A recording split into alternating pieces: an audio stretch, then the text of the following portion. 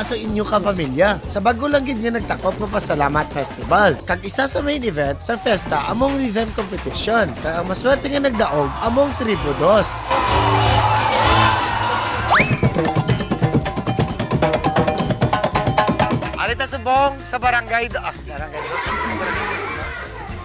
2. Ginhanda sila sa aton para sa biyahe. Okay? Hanot!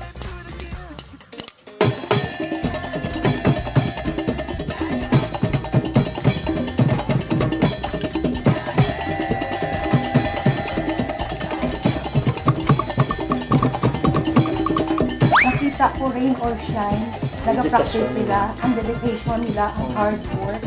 Wala sila nagalantaw sa mga problema, hindi lang sila practice na practice.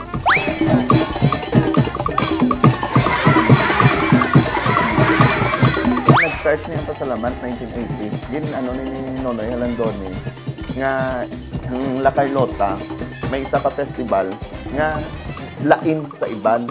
Abi ko hindi ta ka magita sa personal kagwapo blessing.